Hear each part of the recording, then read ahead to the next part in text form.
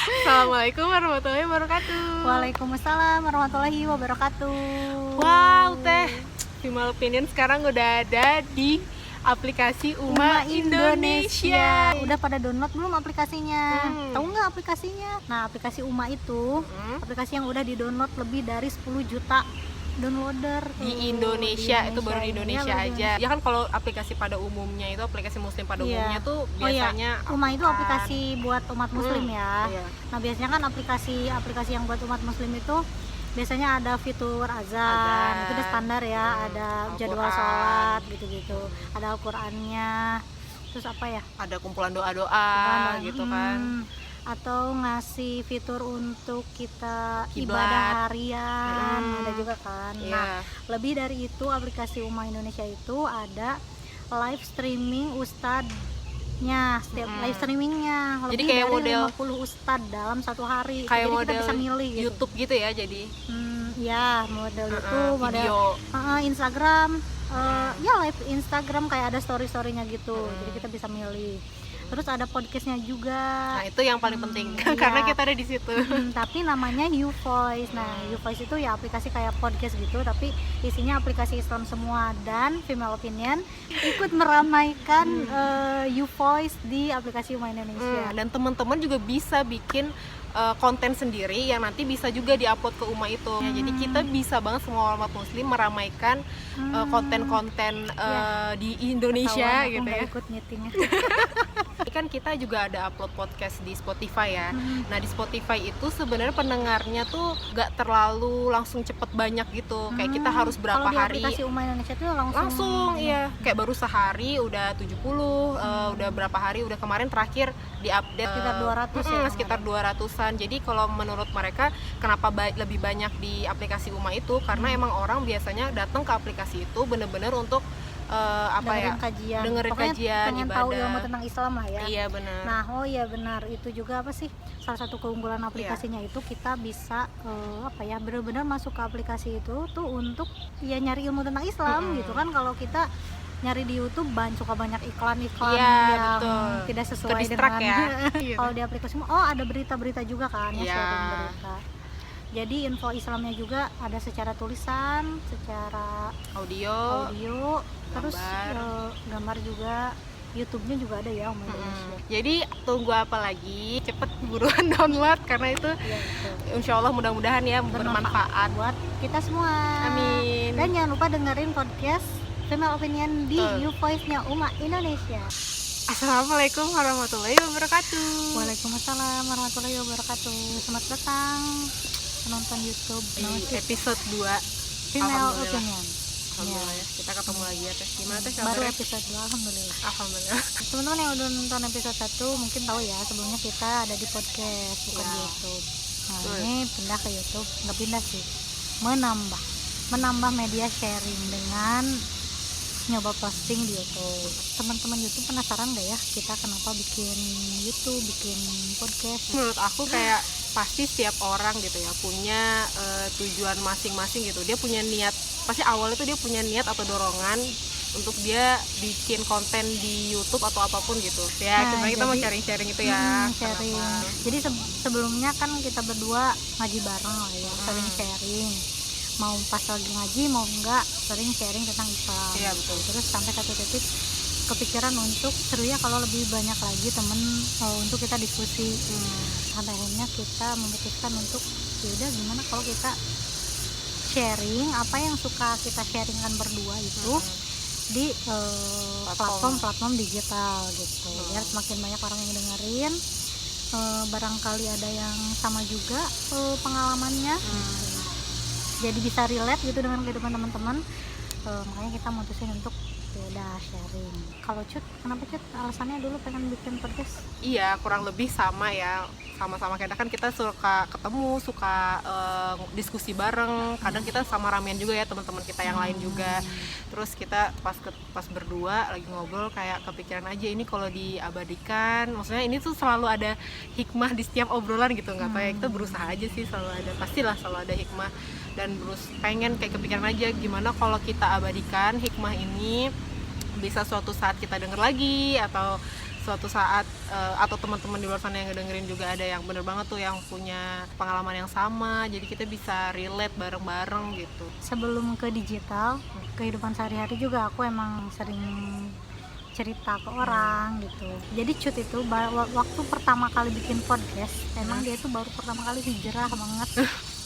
Nah, Iya, betul. coba mungkin teman-teman YouTube pengen tahu alasan kamu hijrah. Sharing nih sekarang. Jadi ya aku juga nggak tahu sebetulnya. Oke, titik temu ya, nggak titik temu juga sih ya, nggak ada. Mungkin orang di luar sana ada yang kayak karena dengar azan, karena gitu-gitu kan. Ada tahu teh. Kamu dengar azan berapa kali juga? Nggak dapat hidayah. Kalau aku sebenarnya kalau ditanya alasannya kenapa gitu, nggak ada tuh, nggak nemu gitu titik kayak Aku hijrah nih sekarang. Nggak detik kayak gitu ini ya? karena itu nggak ada gitu.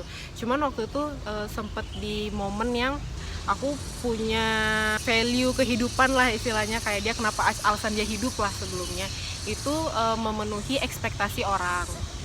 Jadi orang tua aku berekspektasi atau punya harapan ke aku apa, aku turutin yang mereka inginkan. Terus pas aku kuliah di masyarakat, di SMA gitu, ekspektasi guru, ekspektasi teman-teman aku. Oh, kamu selalu berusaha memenuhi ekspektasi orang-orang. Iya betul. Jadi apa yang lagi orang bicarain dan itu lagi umum di mereka, lagi hits di mereka, itu aku ikutin. Mau itu baik buruk nggak aku lihat, mau itu aku suka atau nggak suka aku juga nggak lihat. Pokoknya apa yang lagi rame aku ikutin gitu, walaupun aku nggak suka atau walaupun aku tahu itu buruk. Karena ya aku nggak punya tujuan lain selain itu gitu. Yang aku tahu ya hidup itu untuk berbaur di masyarakat dan diterima di masyarakat gitu, diterima di keluarga aku, keluarga besar aku. Jadi itulah yang setiap hari aku bangun pagi, aku tidur, alasan aku hidup itu mungkin ya nggak jauh-jauh dari situ gitu. Sampai di titik aku pernah dikecewakan dengan orang tua, pernah dikecewakan dengan teman, padahal aku menyandarkan hidup aku ke mereka gitu. Kayak apa ya, titik kebahagiaan aku ketika mereka bahagia karena aku gitu. Pernah di momen lain aku memenuhi ekspektasi mereka, ternyata mereka nggak bahagia dengan alasan yang aku nggak tahu juga spesifiknya apa, sampai aku kecewa intinya. Aku nggak bisa ceritain detailnya ya, tapi kurang lebih ke arah situ. Aku kecewa, pernah juga ke teman-teman aku, ke guru aku, bahkan ke diri aku sendiri. Kayak aku punya goals hidup tapi aku nggak bisa nyapein goals itu, aku kecewa sama diri aku sendiri. Terus aku ngerasa diri aku nggak bisa aku andalkan gitu. Nah sampai di titik aku kayak pasrah ke suatu hal, aku nggak tahu apa. Waktu itu aku belum memasrahkan ke aku berpasrah diri kepada Allah, itu belum loh, kayak belum ke titik itu. Tapi kayak aku memasrahkan diri ke hal yang di luar ini gitu, di luar makhluk, di luar dari ada orang-orang ini, di luar dari sosial, di luar dari diri aku sendiri bahkan. Jadi berusaha untuk terbuka, berusaha untuk kayak membuka semua kemungkinan yang ada gitu. Jadi aku pernah di titik itu, akhirnya mungkin wallahu alam Allah ngasih jalan ini. Ada beberapa momen-momen sampai aku ketemu Teh Yuli juga, itu mungkin bagian dari momen ketemu teman-teman Teh Yuli, dikasih buku-buku yang masya Allah banget. Dari aku nggak suka baca buku jadi suka baca buku, dan akhirnya aku punya alasan hidup yang baru gitu setelah aku mengenal Islam.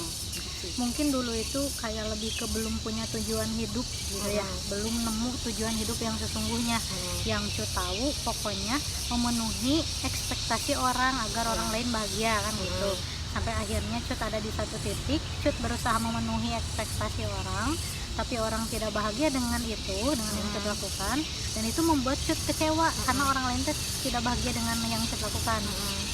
Terus setelah kecewa kayak bingung ya harus ngapain lagi gitu, karena kan nggak ada tujuan hidup. Pokoknya yang Cut tahu memenuhi ekspektasi orang aja, dan ternyata itu bikin Cut hancur juga gitu. Pokoknya yang menguatkan Cut hidup itu ketika Cut memenuhi ekspektasi orang kan. Jadi sampai satu waktu ada di titik itu tidak terpenuhi ekspektasi orang, terus kamu jadi aduh, terus gue harus kayak gimana lagi gitu. Harus kemana lagi, bingung, nggak tahu mau kemana, terus kayak berpasrah gitu tapi nggak tahu ke siapa gitu. Iya, berpasrah gak tahu ke siapa itu cocok sih, berpasrah gak tahu ke siapa. Iya, nggak tahu karena setiap manusia itu sebetulnya punya satu titik di mana dia itu membutuhkan sandaran. Setiap manusia, semua manusia butuh tempat bersandar. Mungkin kalau orang-orang yang Islam atau orang-orang yang beragama mah menjadikan Tuhan sebagai tempat bersandar gitu ya. Lalu yang orang yang ateis gimana? Yang ateis juga sebetulnya dia sangat butuh tempat bersandar. salah satu contohnya kalau orang ateis, mungkin orang ateis juga suka kayak mau kerja nih, dia mau kerja, terus tiba-tiba mendung, terus dia lagi buru-buru gitu, suka aduh ini harus buru-buru nih, semoga nyampainya lebih cepat gitu. Jadi si orang itu nyampe lebih cepat sebelum turun hujan gitu. Atau semoga enggak turun hujan dulu gitu, sehingga dia jadi cepet-cepet. Nah ada semoga, ada istilah semoga. Itu bentuk dari kelemahan. Sok itu tuh semoga ke siapa? Bener, dia punya, atau orang yang ateis nih, dia punya bisnis kan gitu. Terus harus presentasi ke klien, bisnisnya juga udah triliunan baru nggak butuh Tuhan, dia mah tanpa Tuhan juga udah kaya gitu ya, ngasih orang juga sering dan uangnya nggak habis-habis. Dan itu atas kerja keras dia, mungkin dia merasanya kayak gitu, gitu. Tapi kan pasti untuk mencapai satu titik dia kaya, merasa tidak butuh Tuhan, mungkin dia ada effort ya. Effortnya itu mungkin ya, kalau ateis yang pebisnis mah dia kan ngobrol dengan klien gitu. Pasti dia punya satu harapan klien akan mau mengambil proyek yang dia tawarkan, ya semoga ini maulah, atau dia berstrategi agar kliennya itu mau, kan dia ada ya semoga dia mau, ada semoganya gitu. Semoganya itu ke siapa gitu, kan ateis ya. Semoganya itu ke siapa? Semoga ke hujan gitu. Ya berarti kalau dia juga semoga, atau semoganya ke klien ya, atau semoganya ke kemampuan diri, semoga aku mampu, semoga gue bisa gitu. Atau semoga nggak hujan, semoga cerah nih hari ini. Nah itu tuh semoganya ke siapa? Ke matahari gitu. Nah itu dia tetap butuh tempat bersandar dong, matahari. Semoga nggak hujan, butuh hujan mendukung apa yang dia inginkan. Nah berarti kan ya itu yang disebut butuh sebetulnya manusia itu tempat bersandar. Ya kalau versi Islam ya sejatinya tempat bersandar yang paling kuat adalah Allah kan. Tapi di luar kita membicarakan Islam ya, orang tuh semuanya butuh sandaran gitu. Karena kalau kembali ke fitrah penciptaan ya, di Quran surat Al-A'raf 72 kalau nggak salah ya. Jadi di situ tuh dijelasin tentang persaksian di mana semua manusia itu bersaksi kepada Allah sebelum akhirnya ruhnya itu ditiupkan. Semua manusia, bukan orang Islam aja, semua manusia. Jadi seorang ibu hamil gitu ya, janinnya tumbuh, belum masuk kan ruhnya, setelah 4 bulan baru ditiupkan ruh kan. Nah ruh itu pada saat di alam ruh ditanya dulu sama Allah sebelum Allah antarkan gitu dia ke dalam janin manusia gitu. Allah tuh nanya, apakah aku ini Tuhanmu? Lalu kemudian ruh itu menjawab, aku bersaksi atas itu, kata dia tuh. Terus Allah bilang, hal ini aku lakukan agar kelak di hari kiamat kamu tidak mengatakan bahwa sesungguhnya pada saat di dunia itu aku lengah. Jadi kurang lebih ya Allah mengambil persaksian kan. Ya jelas lah orang ada di hadapan Allah, gimana mau mengingkari Allahnya. Maka aku ini Tuhan, iya engkau Tuhanku. Nah aku tuh ngomong kayak gini biar kamu tuh di dunia tuh nanti tuh beribadah kepadaku, kan aku Tuhanmu. Dan jangan sampai nanti tuh kamu lengah dan sampai akhirnya hari kiamat baru kamu ngeh, iya aku tuh harusnya di dunia ini tuh untuk beribadah kepada Allah gitu. Allah Tuhanku, aku tuh harus memenuhi keinginan Tuhanku gitu. Nah jangan sampai nanti tuh kamu tuh kayak gitu. Jadi kurang lebih ayat itu mengatakan itu, jangan sampai pada hari kiamat kelak kamu mengatakan sesungguhnya pada saat itu aku lengah, pada saat itu tuh waktu di dunia gitu.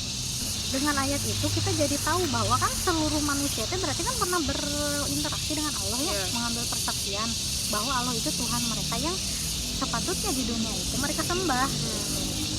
Nah sampai akhirnya ada di hadis kalau nggak salah, hadisnya jadi sesungguhnya manusia itu lahir semuanya suci dengan fitrahnya mengabdi kepada Allah, tapi keluarganya yang memajusikan, menyahudikan, menasranikan, mengislamkan. Jadi keluarganya yang berpengaruh. Nah tapi meskipun kita terlahir bukan di keluarga Islam, kita dijadikan alasan kita tidak mencari.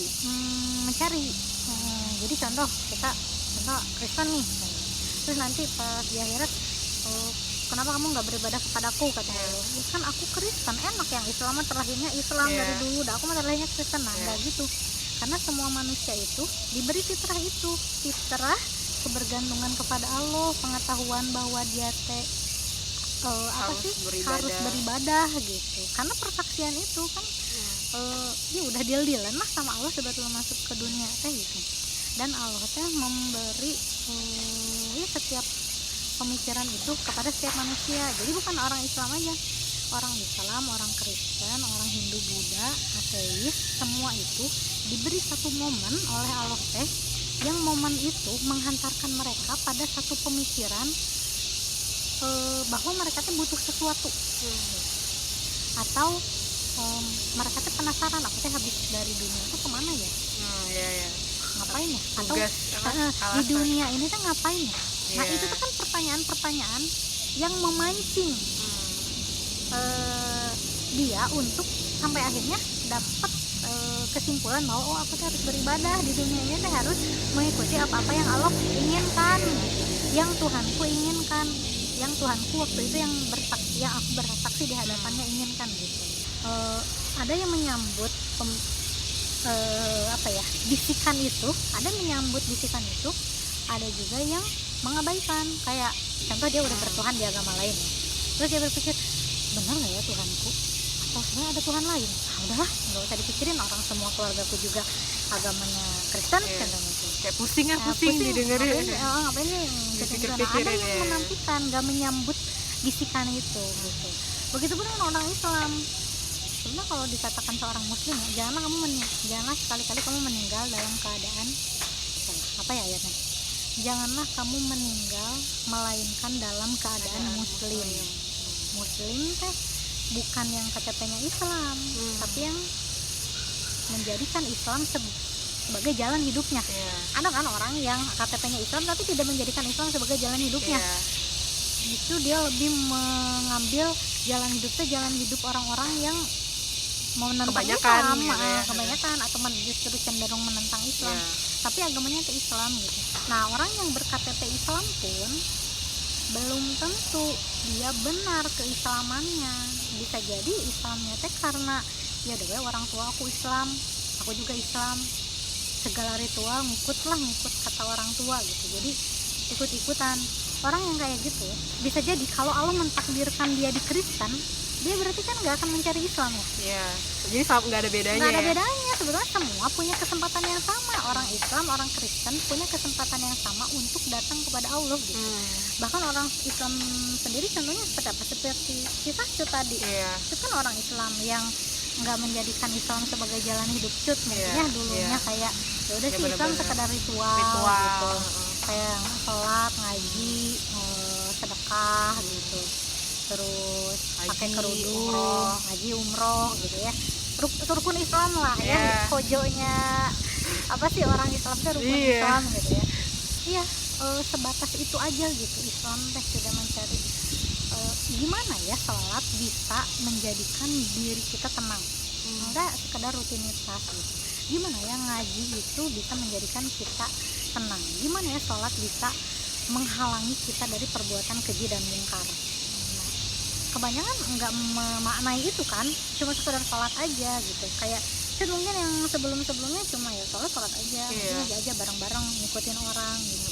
Tapi kan hal itu nggak membuat tenang kan. Udah sholat, udah zakat, udah puasa, udah umroh, kayak ya udah kayak apa ya itu kayak gitu, kayak tetap gak jelas kan dengan gitu. Yang kata orang apa sholat tuh menangkan, kok kayak nggak dapet gitu sih. Karena nggak memaknai itu gitu. Sampai satu waktu Cut diberi bisikan yang tadi kita bicarakan ya. Nah itu mungkin bentuk dari bisikan kayak, aduh gue itu kenapa ya memenuhi ekspektasi orang tuh kayak nggak cukup menenangkan. Sholat apalagi nggak menenangkan. Yang aku tahu yang menenangkan itu memenuhi ekspektasi orang. Ternyata ketika tidak dipenuhi apa sih, resah lagi gitu. Apalagi ya ini butuh apalagi ya. Nah itu bisikan yang Allah, ada aku, kamu lemah, cari aku gitu. Allah kan mungkin sedang membisiki itu. Sholatmu tuh nggak cukup, ngajimu tuh nggak cukup mendekatkan kamu kepadaku gitu. Nah ini nih momen dimana kamu merasa sepi, kamu merasa hancur, kamu tidak diterima oleh orang. Ini momen dimana kamu bisa datang ke aku, yang aku nggak akan pernah lari sejauh apapun kamu menjauhiku gitu. Ayo balik ke aku gitu. Itu momen Allah sedang memanggil Cut barangkali ya. Aku sih meyakini itu gitu, karena kan sebelumnya juga Cut bukan orang Kristen ya, Iya. orang Islam gitu. Terus keluarga Puluhan juga apa, orang full Islam, gitu, full orang bahagia. Islam, orang Aceh lagi, kebangga keagamaannya orang Aceh gitu. Iya, tidak menjamin. Kalau lihat apa sih ya ekspektasi kita lah Iya, ya, orang Aceh betul. itu kan sistemnya sistem Islam, Iya. katanya kan gitu, keislamannya kental gitu. Cut kan udah puluhan tahun memegang Islam, tapi kok itu nggak cukup menenangkan hati Cut gitu. Nah di situ mungkin Allah teh sedang menunjukkan kasih sayangnya, ayo cari aku, kamu tuh selama ini belum pure mengabdi kepadaku gitu, kamu tuh hanya melaksanakan rutinitas aja gitu, ayo jadikan aku sebagai satu-satunya tempat kembali, jadikan aku sebagai satu-satunya tempat memohon, jadikan aku sebagai satu-satunya tempat bersandar. Nah itu cocok ya buat Cut, bersandar kayak gitu, bersandar ke siapa gitu, kayak pengen cerita, pengen mengeluh, pengen enggak sosok itu teh enggak berekspektasi terhadap aku, Iya, tapi iya, aku betul. tenang gitu ya. Iya, benar-benar banget. Gitu. Balik lagi ke ekspektasi itu tadi.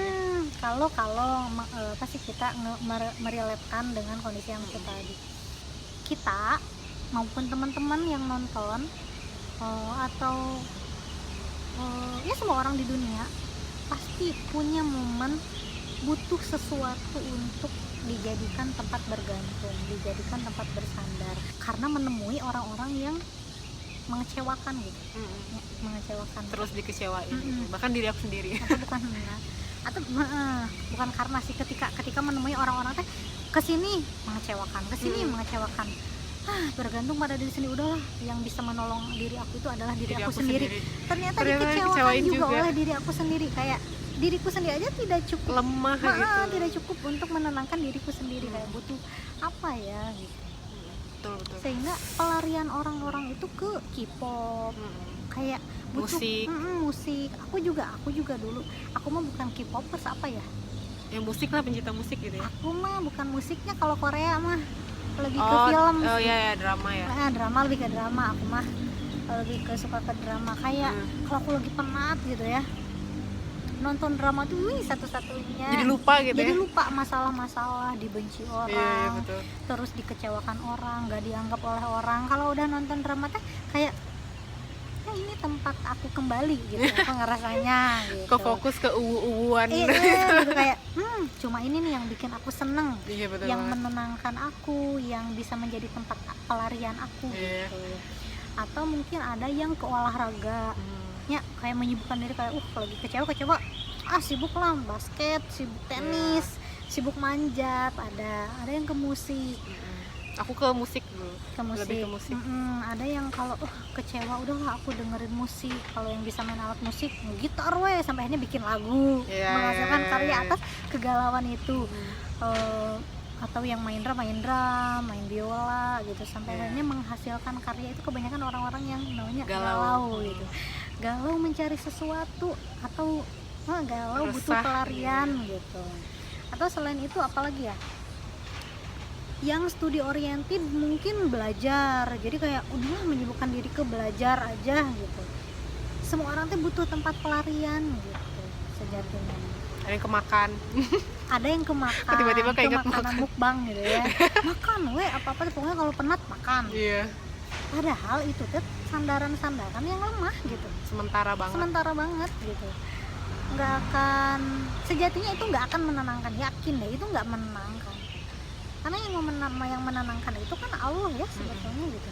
Contoh kita bermusik, kita merasa musik itu indah, keindahannya itu menenangkan kita, kan keindahannya juga Allah yang membuatnya. Allah yang menitipkan keindahan sehingga kita suka terhadap musik itu gitu. Allah lagi ngeliatin kita menikmati musik dalam kegalauan gitu ya, terus sama Allah teh dibuat musik itu teh jelek, kan Allah yang memegang kehendak kendali itunya.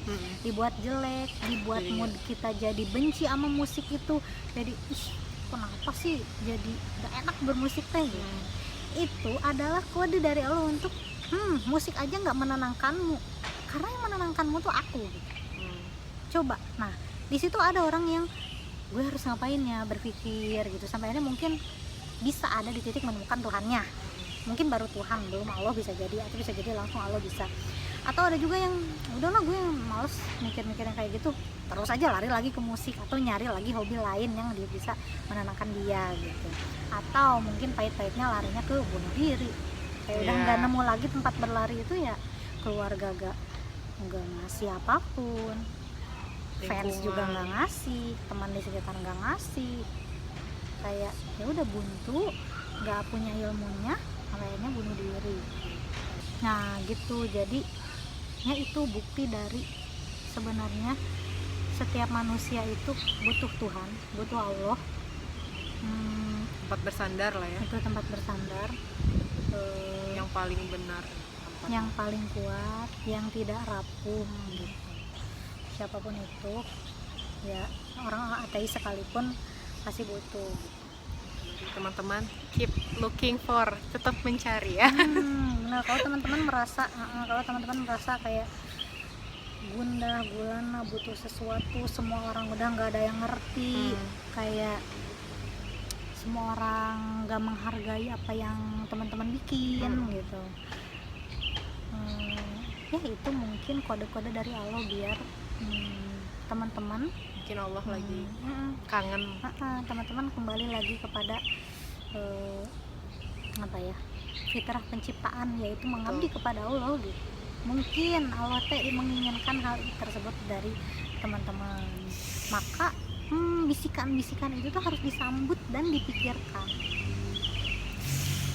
Masya Allah. Alhamdulillah ya Cut, sampai ada di titik menyambut malah berpelukan menyambut bisikan itu, kayak butuh tempat bersandar, nyari dan open mind. Jadi enggak yang sebetulnya kan bisa siapa aja, bisa Tuhan aja menerima gitu ya, Tuhannya mau siapa aja, mau nggak Allah juga nggak apa-apa, open mind aja, siapa nih ini yang benar, nyari gitu ya, enggak yang menutup kemungkinan kayaknya Tuhan aku ini deh, kayaknya ini bukan deh. Nah nggak gitu kan, kita nggak tahu sebetulnya siapa yang sebenarnya kita cari gitu.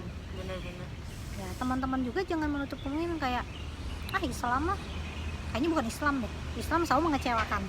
Jangan menutup gitu, atau kayaknya bukan Kristen, kayaknya bukan ini, sok cari gitu, aja sebanyak-banyaknya ya. Sok di Kristen tuh kayak gimana, di Buddha itu kayak gimana, di Islam itu kayak gimana, dan pencariannya itu kayaknya nggak bisa bentar gitu, nggak bisa judgement baru belajar Islam dikit, orang Islam apa judgmental cuma terus baru belajar Islam dikit ribet jangan, sok dalami dulu maksud dari keribatan itu apa sih, kenapa sih, didalami dulu setiap alasan yang Islam ajarkan. Mungkin kita di sini lebih ke ngepromosiin Islam. Ya jadi karena kalau testimoni apa sih ada di agama Islam gitu. Kalau teman-teman udah beragama Islam, ya dalami dan cari alasan di balik setiap ibadah yang Allah perintahkan. Jadi jangan apa sih pakai kerudung tuh gerah, Islam tuh ribet, nggak mengusung kebebasan perempuan, gerah nih gitu, atau ribet atau apa gitu. Jangan dulu gitu, cari dulu kenapa emang perlu.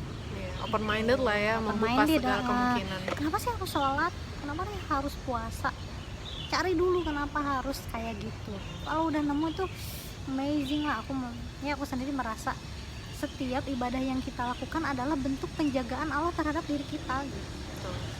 Jangan jangan intinya udah jangan ngejudge duluan terhadap perintah Allah gitu. Dan puas diri gitu kan, kita udah kayak aku waktu tuh sempet ngerasa dipuas diri karena udah di Islam udah yang paling benar gitu. Ya udah. Nah enggak juga. Gitu. Nah enggak kalaupun juga. Teman-teman ngerasa Islam itu udah yang paling benar, cari benarnya tuh apa. Dicari dulu. Dan kenapa teman-teman memegang itu, sehingga ketika teman yang nggak tahu Islam atau ateis sekalipun pengen nanya, kenapa sih lo puasa, kenapa sih haji, kenapa sih ngaji, kenapa sih berbuat baik, kenapa sih dikerudung, teman-teman bisa jawab, nggak yang kenapa juga ya gue dikerudung gitu, bingung juga teman-teman jawabnya. Gitu. Atau teman-teman juga sholat, kenapa sholat ya, bingung juga jawabnya. Teman-teman yang sekarang udah sholat, melaksanakan aktivitas sholat gitu, cari kenapa sih harus sholat dan kenapa, apa sih efeknya kalau nggak sholat. Masya Allah gitu ya, aduh ini belum beres sih, tapi kayak waktu itu udah tidak terasa banget. Emang kalau kita membahas ayat-ayat Allah tuh kalau didalemin ya guys, Iya, nggak iya, cukup nggak umur kalian sampai Oh, iya. 60-70 tuh nggak akan cukup ya. Berapa Kayak tuh, udah 100? kayak udah segitu aja umurnya. Intinya Itu kita sekarang baru masih baru looking ya. ini ya, baru Oh ya, ngebahas tentang intinya masih part 1 titik guys. titik hijrah cut sedikit ya. Ya, ya udahlah kita lanjut di episode selanjutnya ya. Betul. See you. Minggu next depan time. masih ceritain tentang hijrah cut gak ya? Terus kata teman-teman kayaknya bosan, nggak ada yang lain. Pokoknya kurang lebih tetap masih di topik apa ya, tujuan penciptaan kali ya, masih topik tentang Ya bisa lah. kurang Teman-teman tertarik nggak dengan bahasan yang tadi? lebih. Boleh ya. Kalau tertarik Komen. bisa kita lanjut. Yang tadi soalnya belum beres sebenarnya masih. Ini karena ternyata sudah berapa, Iya. 30-an menit, jadi kita Iya. sudahi dulu untuk pertemuan hari ini. Mudah-mudahan ya ada hikmah, Manfaatnya. manfaat. Terus kalau ada yang apa ya, penasaran atau ngerasa tadi sesuatu ada yang Oh, mau ditanyain, boleh boleh. tanyain di kolom Atau komentar. kisah-kisah hijrah temen-temen boleh juga Atau mau diceritain. di-sharing. Gitu Boleh deh, banget. teman-teman ya. Mudah-mudahan teman-teman dapat manfaatnya, kekurangan Dari sedikit ya, yang kita sharingkan betul, hari ini. sedikit banget. Dan kekurangan itu semua dari kita, kesempurnaan itu dari Allah. Nah, kita Ditutup akhiri dengan dengan alhamdulillahirabbil alamin. Assalamualaikum warahmatullahi wabarakatuh. Waalaikumsalam warahmatullahi wabarakatuh.